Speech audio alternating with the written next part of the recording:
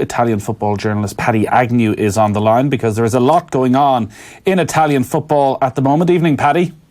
Good evening, Joe, and evening to all our listeners. I guess we really should start with the racist abuse suffered by the Juventus player Moise Kean in the game against Cagliari on Tuesday night, which has been gaining headlines in this part of the world as well. And in particular, the reaction not just from the crowd after he scored that goal, but also the reaction post-match after the racist abuse from his teammates and his manager. You might talk us through what happened on Tuesday night. Okay, you're absolutely right. This is the biggest story in Italian football at the moment. Although, curiously enough, it's a much bigger story outside Italian football than it is inside Italian football. And I see, players from Germany, France, and obviously Britain expressing their unhappiness about it. But the story's simple enough. Kean, and the Italians call him Kean, even though we'd call it Kean. He scored the decisive goal in a 2-0 away win against Cagliari the other night in 85th minute goal. And after he scored it, he scored it in front of at the Cagliari ultra end of the ground at their cup. And after he'd scored it, he just ran around the post and stood there with his hands out wide by way of goal celebration. No, he was doing that. He says, and a number of independent witnesses have verified this, because he had been subject to a deal of racist abuse and the classic monkey chants and stuff throughout the game, and he did it for that reason. And if he did, then he provoked a very negative reaction from the ultras and from, they weren't all ultras obviously, but he provoked a very negative reaction from fans at that end of the ground, and they really, the monkey chants and the racist chants really gathered volume for I don't know, for about 4 or 5 minutes. But as that was happening, the Juventus defender Bonucci, one of the senior players in the team, he ran up to Kean and caught a hold of him and pulled him away and said, get on out of that. Don't. Basically, he seemed to be saying, don't annoy them. And then subsequently, Bonucci poured a bit of petrol on the fire because he said that the incident was obviously regrettable, but there was a sort of 50-50 responsibility. In other words, the fans had behaved appallingly, of course, but Kean had provoked them. Well, if he said that, he obviously walked himself into the father and mother of a row, didn't he? He certainly did, and there's been widespread criticism from Raheem Sterling to footballers across Europe towards Leonardo Bonucci's reaction for saying that this was 50-50, that by standing in front of the Cagliari supporters with his arms outstretched, well, maybe he was asking for it. Yeah. Well, Lilian Thuram, do you remember Thuram? Great French defender, Juventus player. He said this evening, it's, when racist insults against the black players are racist insult against all black people at the end of the day. And it's simply not acceptable. It's to say what Bonucci is saying there. He said it's a bit like, it's very similar to the sort of thing which people say about a rape victim, saying, well, she was asking for it, she was wearing a mini skirt and she had her a blouse undone, etc., etc. That sort of stuff. And he said it's completely inexcusable. Yeah, and it's the sort of stuff we think that we have moved on from in one sense. Listen, the racist abuse is still there around Europe. We've seen that with England's international fixtures recently, and Raheem Sterling actually did a similar-ish celebration after he scored a goal, and I don't think anybody said that the blame was 50-50, but certainly the reaction from the vast majority of the public, from people in the media, has been overwhelmingly in support of the players and real condemnation of the supporters. Has there been much condemnation of the supporters in all of this? Not a lot. I mean, as far as I understand, for example, the Football Federation will have an inquiry, but the Football Federation report is likely to say that it was only that the racist abuse came from a very small minority of the fans, and Cagliari may be fined, but it'll be a small fine, and that'll be the end of the matter. So the authorities aren't going to take very much action. But it's not as if this is the first time either. So Kick It Out released a statement saying this is the third year in a row that black players have been racially abused at Cagliari. Blaise Matuidi and Sully Montari have faced the exact same treatment. How 3 years in a row can this happen and the Italian FA just sort of wipe their hands of it? Well, I'll tell you something. About 10 years ago, I attended a seminar at the British Embassy here in Rome. Very interesting seminar about racism in football, and Kick It Out were one of the, and there were a couple of other groups there whose names escape me. And talking to those people afterwards, they said to me something which I had already worked out for myself. He said, Italian football authorities don't actually realise how serious this problem is, and how seriously the rest of us take it, and how not seriously they're taking it. The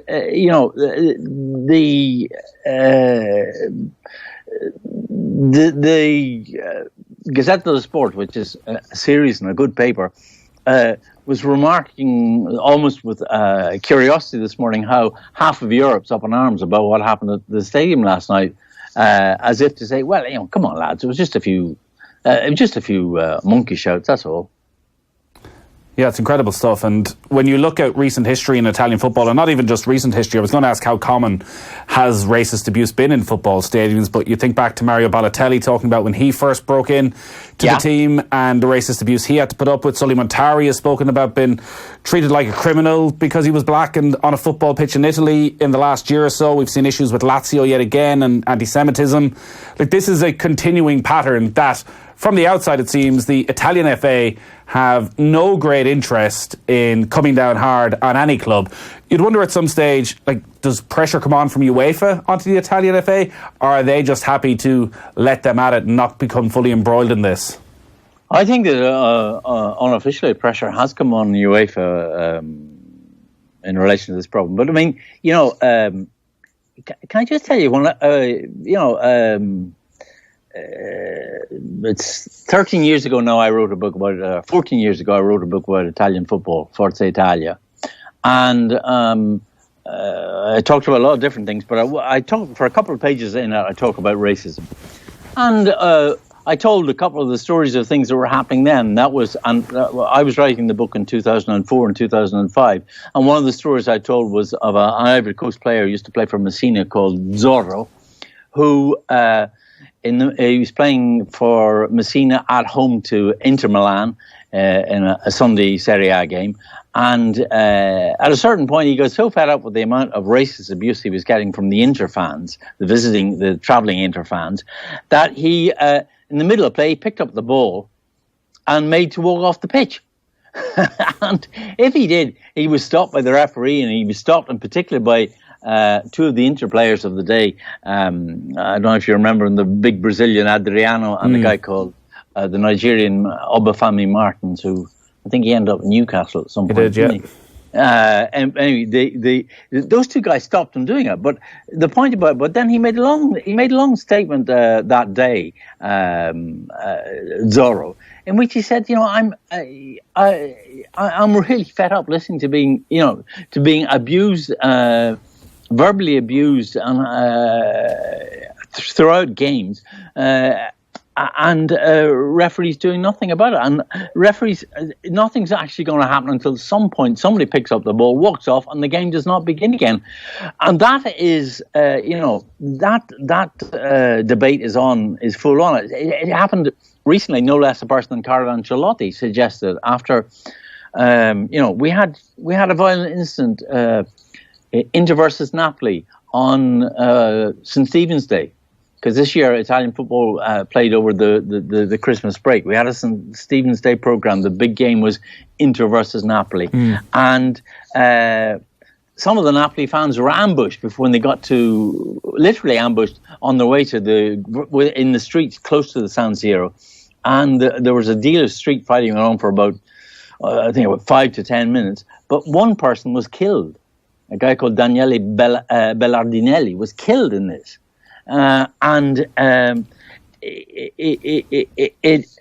this was before the game. When the game then began, whether the two things are linked remains. But when the game began, then Napoli's wonderful central defender, the Koulibaly. Koulibaly was subject to racist abuse throughout the game. Eventually, he got himself yellow carded in the second half, but he then made a sarcastic sort of gesture to the referee because saying, "Well, he said afterwards, well, I was so fed up with the way the referee had done nothing about all the racist abuse I was getting. I made that gesture to him." So if he did, he got sent off then. But after that game, Ancelotti during that game had gone to the referee's assistant on the sideline and said, "Can you not do something about this? You've got to stop this. This game's got to stop. This abuse of Koulibaly's gone on too much." So Ancelotti said it again. He said it again after the game, and he said it after last night. You're at a point where, at some point in a big game, the players, the referee, have got to appeal to the local. And they can't decide themselves. They've got to appeal to the senior policeman, essentially, on the place, and he can decide to call the game off. Yeah, it sounds bizarre in a way that Carlo Ancelotti is seen as an outlier in his attitude, because even in that game between Juventus and Cagliari, Blaise Matuidi appeared at one stage to be looking over to Max Allegri, his manager, suggesting that maybe we need to take the players off the pitch. And Allegri didn't go quite as far as Leonardo Bonucci in saying that it's 50-50, but he did say that Kean shouldn't have celebrated in that manner. And he went on then when he was asked about whether the game should potentially be stopped. He said, "I don't think talking about it at all helps. I don't think halting play helps because not everyone in the stadium did that." And when that's the manager saying that, unwilling to back one of his brightest young talents, a player who's going to be worth many millions of euro to the club over the coming years, when he's not willing to publicly back him and say, actually, for the good of my players, I would take them off the pitch. There's no clear end to this in sight. There's an absolute absence of leadership there from Allegri. Well, there are a number of different things going on here. I mean, Kean is a 19-year-old. This is his first season. He's only played half a dozen games, if that, in the first team. He's going to be an absolutely fantastic player. There's no question of that. But it's a bit like, Sir Alex Ferguson with Ronaldo when he had him as an 18-year-old at Manchester United. They really careful to look after the kid, try to keep him out of the sort of huge media buzz that could be surrounding him. And in that sense, he's terrified that, not only has the guy been an explosion, he scored 2 goals for the national team last week. He scored goals in his last 2 games for Juventus. He's managed to step into the absence left by Cristiano Ronaldo, who's obviously injured at the moment, and he's been extraordinary. And I think what Allegri is worried about there is too much media exposure for the guy. Allegri, though, on the question of defending the players and taking his team off if necessary, he's very much of the school, and there are a lot of people in Italian football who feel this, which is that, if you do that, then you've the thugs and the racists have won that managed to stop the game. Leonardo Bonucci's response, in a way, has inadvertently brought far greater interest to what happened on Tuesday night, because it was such a shocking reaction from a fellow teammate. But if you were to go over to a Serie A match of any given weekend, would you hear racist chanting? Would you expect to hear racist chanting? Is it that common? Is it only reported certain times when players react? No, I mean, it's much more reported at certain times in certain matches and certain sets of fans. But as you pointed out before, it's the 3rd year in a row there's been problems at Cagliari. So there are obviously fans there who do it. There are definitely problems with Lazio fans. There are definitely problems with the Roma fans sometimes. But I'll tell you something, though. I've been, really the only football ground I go to regularly is the Olympic Stadium in Rome. And there have been, sometimes you have sometimes incidents take place, and people have to tell me about it afterwards, because I don't. The minority are so much a minority. Sometimes you don't hear them, and sometimes, and I've seen this at the Olympic Stadium, I've seen it elsewhere. The vast majority of the fans, as soon as there's some of that sort of chanting sets up, the vast majority of the fans then shout them down. Yeah, which is good to hear. I guess as well, this is a reflection of Italian society at the moment as well. In some ways, you look at the recent elections, the rise of the right-wing parties. Even today, you're reading about Matteo Salvini, who's the Interior Minister, telling 64 refugees stuck in a boat off Italy to go to Hamburg. Like, that is the national conversation that's happening in Italy at the moment. That is the tone of conversation. No, we're caught up in Italy, very much caught up in a neoconservative stroke neo-fascist moment. Which, by the way, is part of what's going on in Brexit as well, but nobody says that. But Salvini certainly his rhetoric certainly doesn't help. And what you would have to say there is that Italy was not a great colonial power. Doesn't have has not like countries like France and England had a resident black population since World War II, and it's only in the last 25 years that black migrants, black boat people, as many of them were, have arrived and tried to settle in Italy, and it's not easy for them. And the whole concept, which is fundamental, obviously, to dealing with migrants, the whole concept of integration, Italy's a long way behind in that. And it's you're not going to see you're never going to see a black man driving a taxi in Rome. You won't see a black man driving a bus in Rome. Really, you won't see a black man as a reading the news and TV. Or well, there is one, has happened once. You won't see a black man as a bank manager.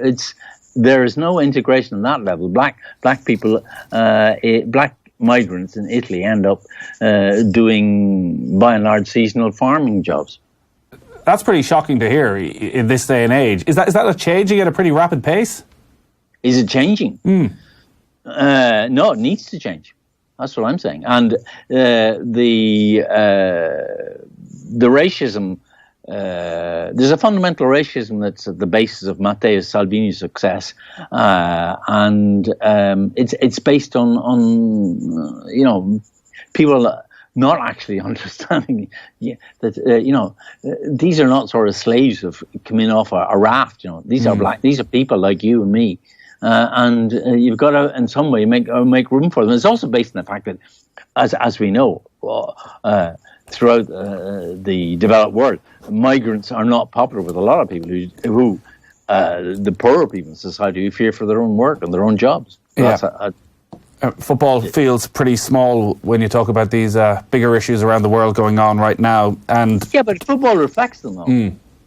The treatment of and the Italian reaction sometimes to racism in football is just a perfect reflection of what's going on in the wider society around them. Absolutely. Just before we let you go then, on the football side of this from Juventus' point of view, Moise Kean's a young kid, he's 19. Yeah. I'm not sure how comfortable he is with the focus that will have come on over the past few days. You look at the journey Raheem Sterling has gone on over the last 3 or 4 years, where he's become such a brilliant advocate and is so eloquent in the way he can now talk about racism and the stand he's willing to take and put himself front and centre. I don't know if Moise Kean is in that position in his life right now, and how this is maybe going to affect him at Juventus over the end of this season, and whether it's damaged relations within the club, or, as you say, is it a case that we're talking about it here in Ireland, it's a conversation around Europe, but actually in Turin at Juventus, life just goes on? Well, it's a little bit of the latter, but I mean, this is a big issue. But the best thing I could say about Kean is that he is in the best club he could possibly be in at the moment to deal with a situation like this, because Juventus are a terrifically well organised club, and they know how to look after their players, and they will look after him, and they'll keep him out of, as much as possible, to keep him out of unnecessary media spotlight, because there could be a lot of that if he wanted. I've noticed that today he's issued a couple of tweets and things. He's he hasn't gone to ground, and he's very much making common cause on this whole racism issue with his teammate Matuidi, who's very outspoken. On as I'm sure you know, on a whole series of subjects, but particularly on racism. Paddy, thanks a lot for joining us. We'll check in with you again soon. I know there's a lot to talk about with Juventus in the Champions League and what's been going on with Mauro Icardi and all that stuff at Inter Milan. We'll do that next week. That's a great story. It is. I think it's a definitely post-watershed story. We want the full, salacious details of what's been going on with Mauro Icardi. We'll save that till next week. Thanks, Paddy. Okay. Good night.